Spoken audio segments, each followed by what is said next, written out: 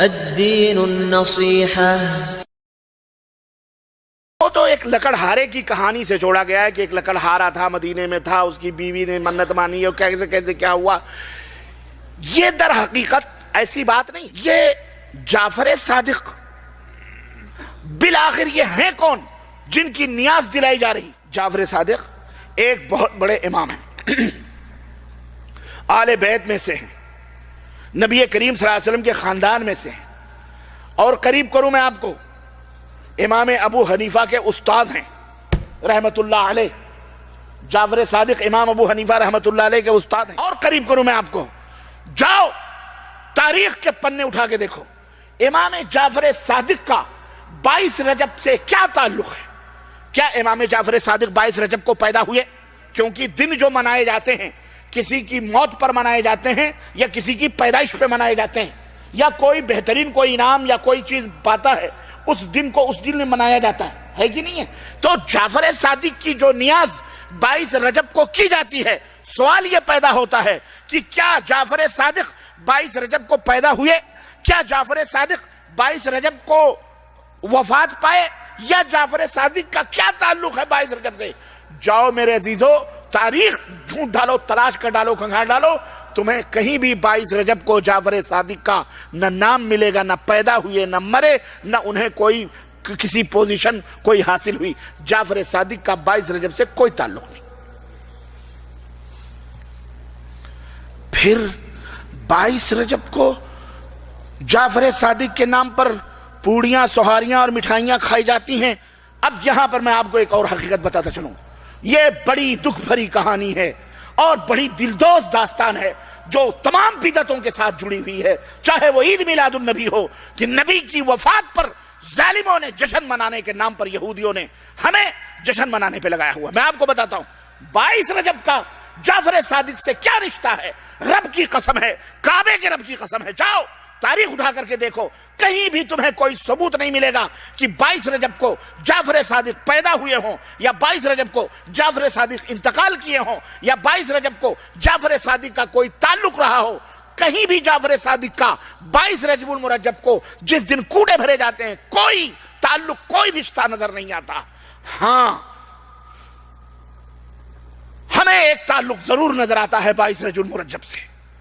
22 رجب المرجب کا جب ہم مطالعہ کرتے ہیں تو ہمیں ایک رشتہ آتا ہے۔ ایسی دلدوز کہانی، ایسی شخصیت عالم اسلام کی جیسی عظیم شخصیت خلفائے راشدین کے بعد اور عظیم حکمران خلفائے راشدین کے بعد نہ کوئی پیدا ہوا اور شاید قیامت تک کوئی پیدا ہو سکے۔ وہ شخصیت کا تعلق 22 رجب المرجب سے ہے۔ وہ شخصیت جو بلا شرکت غیرے، تاریخ کے حوالے سے بلا شرکت غیرے، وہ عظیم شخصیت جس نے 20 سال تک پورے عالم اسلام پر تنہ تنہا حکمرانی کی تھی، اور جس نے باطلوں کے آنکھوں میں آنکھیں ڈال کر پنجہ آزمائی کرتے ہوئے ان کے ناطقے بند کیے تھے، خوارج کے فتنے ہوں، روافض کے فتنے ہوں، بدعتیوں کے فتنے ہوں یا بلوائیوں کے فتنے ہوں، اس عظیم شخصیت نے سب کے گلے دبوچے تھے۔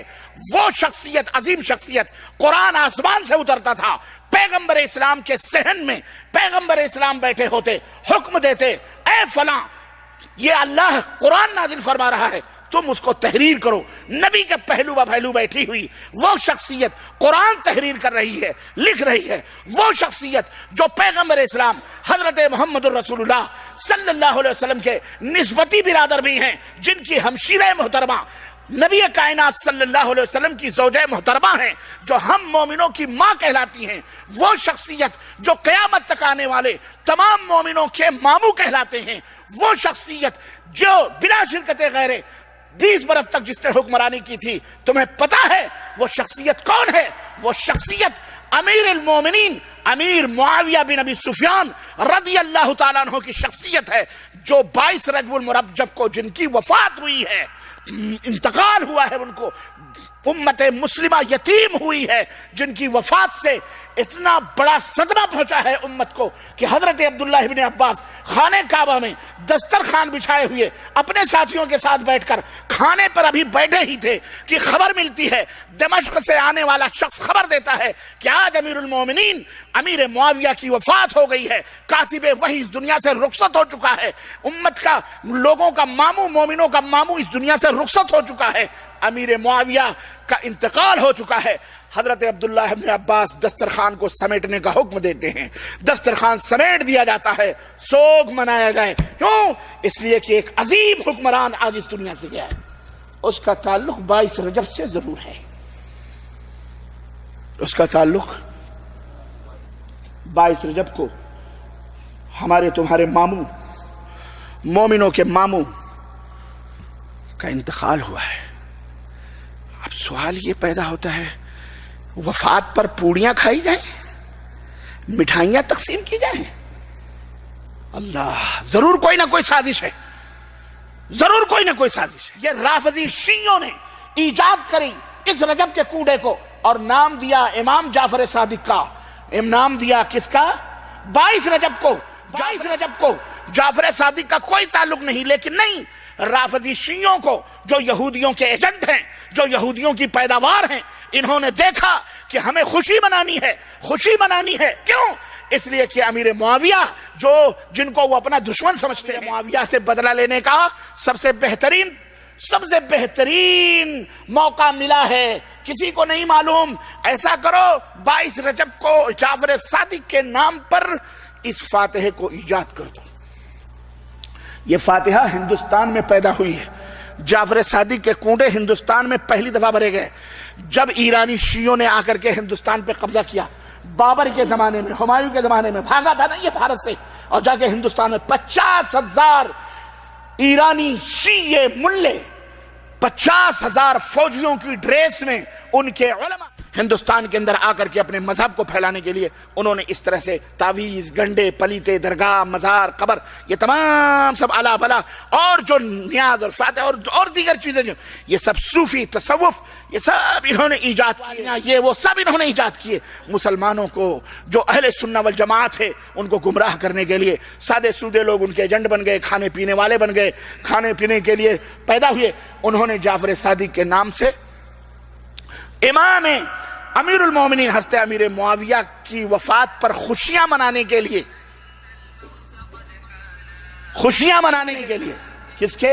امام امیر المومنین حضرت امیر معاویہ کی موت پر خوشیاں منانے کے لیے پوریاں اور مٹھائیاں کھلائی گئیں، اور وہ خود کھاتے کھاتے عام مسلمانوں کو بھی اس میں لپیٹ میں لے لیا۔ ہندوستان میں یہ فاتحہ چل پڑی۔ اب سوال ایک اور پیدا ہوتا ہے کہ جب ان کو یہ کام کرنا ہی تھا تو کسی اور شیعہ امام کا نام پیش کر دیتے، امام جعفر صادق ہی کا نام کیوں پیش کیا گیا؟ ہاں دیکھیں باریکی، اس لیے کہ جعفر صادق ایک ایسی شخصیت ہیں، اگر دوسرے اماموں کا نام پیش کیا جاتا تو لوگ کہہ سکتے تھے کہ یہ امام باقر ہیں، یہ شیعوں کے امام ہیں، یہ رضا علی ہیں، یہ شیعوں کے امام ہیں، امام فلاں ہیں، یہ شیعوں کے امام ہیں۔ امام جعفر صادق تو وہ امام ہیں جو امام ابو حنیفہ کے بھی امام ہیں۔ کس کے امام ہیں؟ امام ابو حنیفہ کے بھی استاد ہیں۔ نام ایسا کامن پیش کرو کہ سانپ بھی مر جائے، لاٹھی بھی کام بھی ہو جائے۔ یہ فاتحہ سنیوں میں بڑی آسانی کے ساتھ گھس سکتی ہے۔